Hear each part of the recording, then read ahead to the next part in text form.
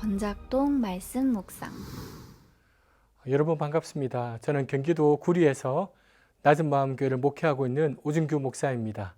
오늘은 잠언 8장 1절부터 21절의 본문을 가지고 말씀을 나누도록 하겠습니다. 1절을 보니까 지혜와 명철을 사람으로 의인화해서 그것이 우리를 초대한다라고 되어 있습니다. 그런데 지혜는 부르고 명철은 소리를 높인다고 합니다. 이 부르다는 말도 사실은 소리를 높인다의 뜻입니다. 지혜와 명철이 소곤거리며 사람을 부르지 않고 소리를 질러서 부른다고 합니다.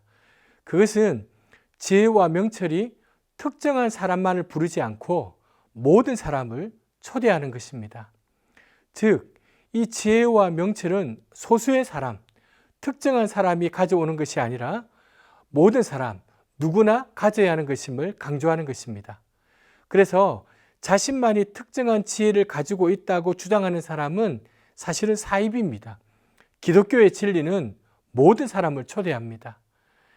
2절과 3절에서는 구체적으로 지혜가 어디에서 부르는지를 설명하고 있는데요.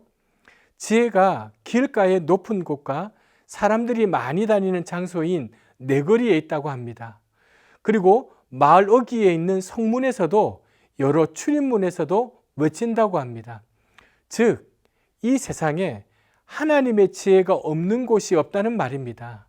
다만 그 지혜를 발견하는 사람도 있고 아무리 알려주어도 깨닫지 못하는 사람도 있습니다.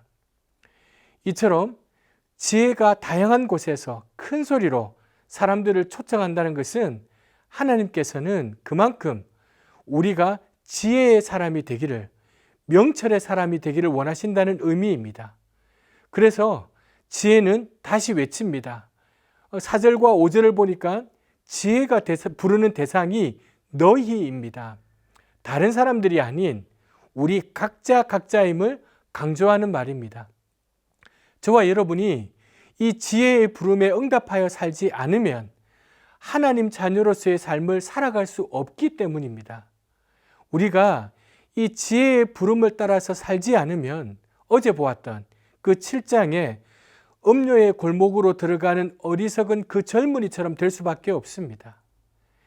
6절부터 21절은 지혜가 가진 고유한 가치 5가지를 설명합니다. 첫째로 6절부터 9절까지는 지혜의 진실함에 대해서 말하고 있습니다. 지혜는 진실합니다. 지혜는 거짓을 말하지 않고요, 왜곡하여 말하지도 않습니다.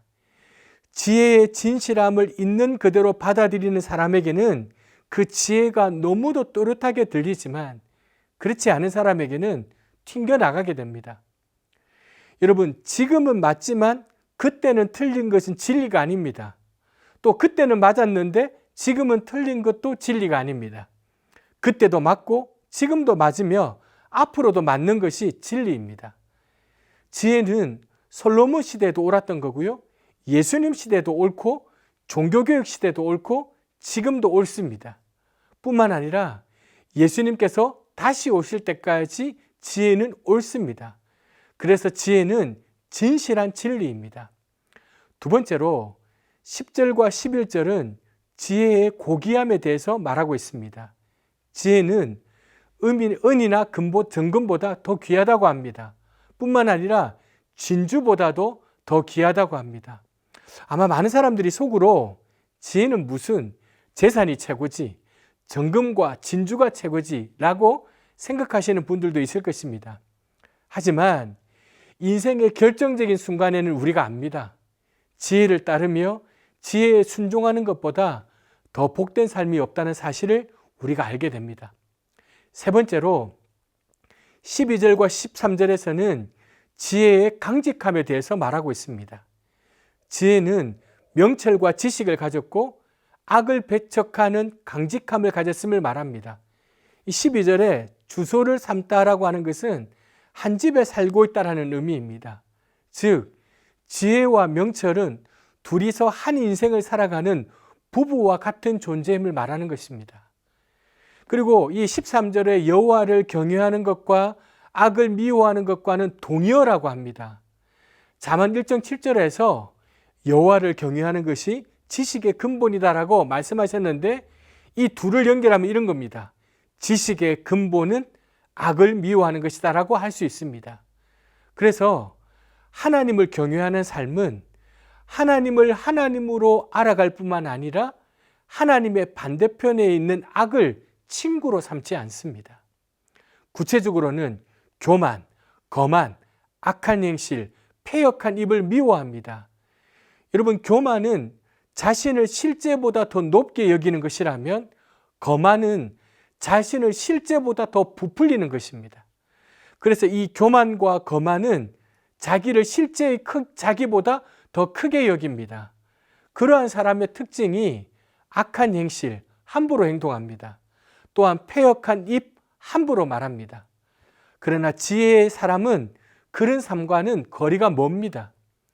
네 번째로 이 17절에서 지혜의 신실함에 대해서 말하고 있습니다.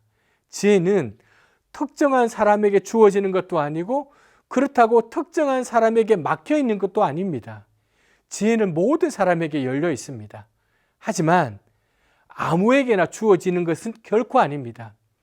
17절에 보니까 사랑하다는 말이 2번이나 나옵니다. 이것은 남녀가 사랑을 할 때 사용하는 말 아닙니까? 처음에 사랑하는 사람을 만나면 얼마나 간절합니까? 또 함께 있으면 또 그 시간이 또 얼마나 잘 갑니까? 여자친구를 집까지 바래다 줄 때 버스에 내려서 그 집에 갈 때까지 1초라도 더 함께 있으려고 하고 최대한 천천히 걷고 하지 않습니까? 지혜를 그렇게 사랑하면 만난다고 합니다. 반드시 만난다고 합니다. 하나님께서 우리에게 무엇이든지 쉽게 주실 수도 있으시지만 그것의 소중함을 알게 하기 위해서 간절함을 통해서 주시곤 하십니다. 마지막으로 18절부터 21절에는 지혜의 유용함에 대해서 말합니다. 사람들은 부귀영화를 꿈꾸고 재물을 지금 갖고 있는 것보다 조금 더 갖기를 언제나 소망합니다. 그러면서도 반듯하게 살아보려고 또 애를 쓰기도 합니다. 하지만 그 모든 것이 지혜에 있다고 합니다. 그래서 지혜의 열매는 금이나 정금보다 좋고 그 수확은 순금보다 낫다고 합니다. 지혜를 사랑하는 사람이 재물을 얻어서 자기 창고를 채우게 될 것이라고 합니다. 한마디로 요약을 하면 지혜를 얻으면 모든 것을 얻는 것과 같고 지혜를 잃게 되면 모든 것을 잃는 것과 같습니다. 마치 하나님께 붙들리고 하나님을 붙잡으면 모든 것을 얻은 것과 같고요. 하나님을 외면하고 세상을 붙잡으려고 하면 모든 것을 잃는 것과 같은 이치입니다. 오늘 하루도 정말 소중한 이 지혜를 하찮게 여기는 삶을 살지 않고 마음을 다하고 목숨을 다하고 힘을 다하고 뜻을 다해서 지혜를 간절히 찾고 지혜를 사랑함으로 지혜가 주는 복을 누리시는 여러분들 되시길 바랍니다. 고맙습니다.